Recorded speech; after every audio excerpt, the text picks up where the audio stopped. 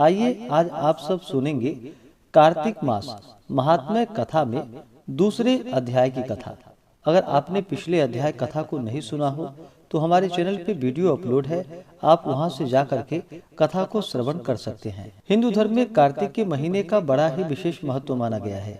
कार्तिक महीने में गंगा स्नान करना, दान पुण्यों का कार्य करना, तुलसी वृक्ष का पूजन करना, तुलसी सिंचन करना, इन सबों का बड़ा ही विशेष महत्व माना गया है तथा कार्तिक के महीने में भगवान विष्णु की पूजा करने से अनंत फलों की प्राप्ति होती है। तो आइए सुनते हैं कार्तिक मास महात्म्य कथा में दूसरे अध्याय की कथा। तो बोलिए प्रेम से भगवान विष्णु की जय, माता लक्ष्मी की जय। भगवान श्री कृष्ण चंद्र जी बोले कि हे प्रिय, उधर गुणवती ने अपने पिता तथा पति का राक्षस द्वारा मरण सुना तो वह बहुत दुखी होकर विलाप करने लगी।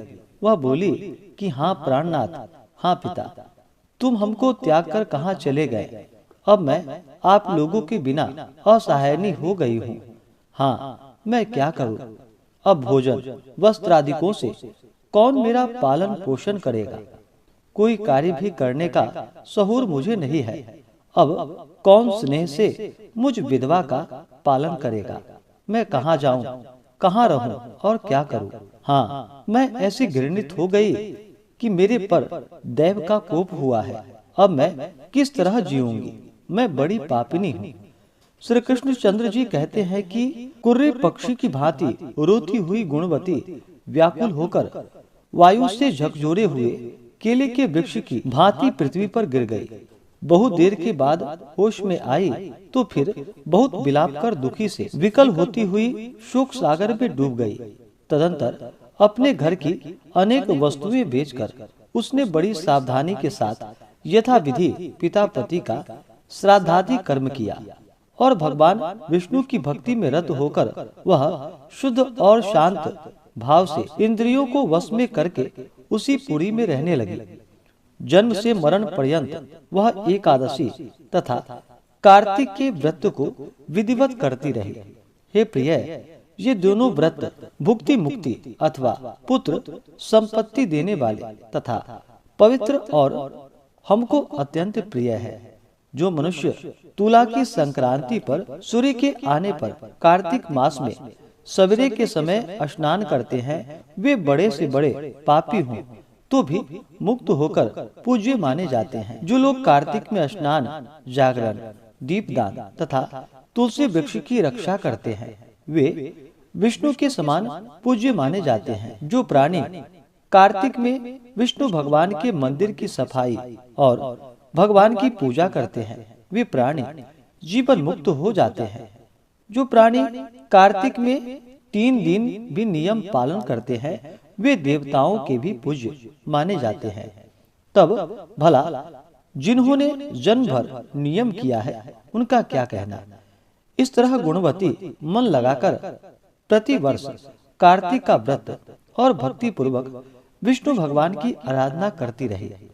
एक समय की बात है, गुणवती रोग के कारण दुबली और ज्वर से पीड़ित थी। इस दशा में भी धीरे धीरे गंगा स्नान को गई। वह जल में स्नान करने को उतरी तो ठंडक से कांपने लगी। उस विह्वल अवस्था में भी उसने गगन मंडल से आते हुए एक विमान को देखा। उस पर शंख, चक्र, गदा और पद्म आदि विविध आयुधों से युक्त तथा विष्णु रूप धारण करने वाले विष्णु के पार्षद विद्यमान थे। गरुड़ की ध्वजा से युक्त और अप्सरा गणों से सुशोभित उस विमान पर गुणवती को चढ़ाकर चवर डुलाते हुए विष्णु गण उसे वैकुंठ ले गए। उस विमान में बैठी हुई वह प्रदीप्त अग्नि के समान लगती थी। इस प्रकार वह कार्तिक व्रत के प्रभाव से मेरे निकट आ गई। बहुत समय बाद जब ब्रह्मादि देवताओं की प्रार्थना से मैं इस लोक में आया, तब मेरे साथ मेरे गण भी आए। हे भामिनी, ये सभी यादव मेरे गण हैं। देव शर्मा विप्र, जो उस जन्म में तुम्हारा पिता था, वह इस जन्म में सत्राजीत यादव हुआ और उस जन्म के तुम्हारे पति चंद्र शर्मा अक्रूर हुए हैं। तू वही दुखित गुणवती है। उस जन्म के कार्तिक व्रत के पुण्य से ही मुझे तुम अत्यंत प्यारी हुई हो। उस समय मेरे मंदिर के द्वार पर जो तुमने तुलसी का बगीचा लगाया था, उसी के पुण्य से आज तुम्हारे घर कल्प वृक्ष सुशोभित है। तुमने जो पूर्व जन्म में कार्तिक मास में दीप दान किया था, उसी पुण्य से इस समय देह में शोभा है और तुम्हारे घर में लक्ष्मी का वास है। उस समय तुमने जो व्रताधिक पति स्वरूप भगवान को अर्पण की थी, उसी के फल से इस जन्म में तुम मेरी भार्या हो। जन्म से लेकर मरण पर्यंत जो तुमने कार्तिक का व्रत किया था, इसी से कभी भी हमारा तुम्हारा वियोग नहीं होगा।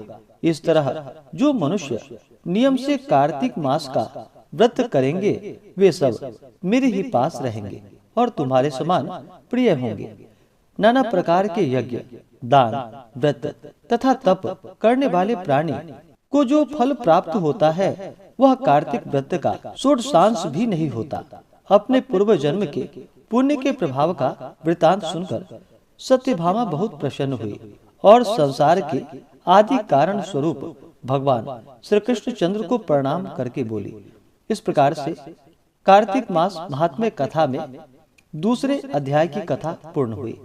इसी प्रकार से अगर आप सब आगे के अध्याय को सुनना चाहते हो, हमारे चैनल पे नए हो, इसी प्रकार से ज्ञानवर्धक जानकारियां प्राप्ति के लिए, व्रत पूजन महत्व के बारे में जानने के लिए या कथा आदि को सुनने के लिए चैनल पे अगर आप नए हैं तो चैनल को लाल बटन दबा करके सब्सक्राइब करें, साथ में बेल आइकन घंटी को दबाएं ताकि मेरे वीडियो का नोटिफिकेशन आपको समय से मिलता रहे।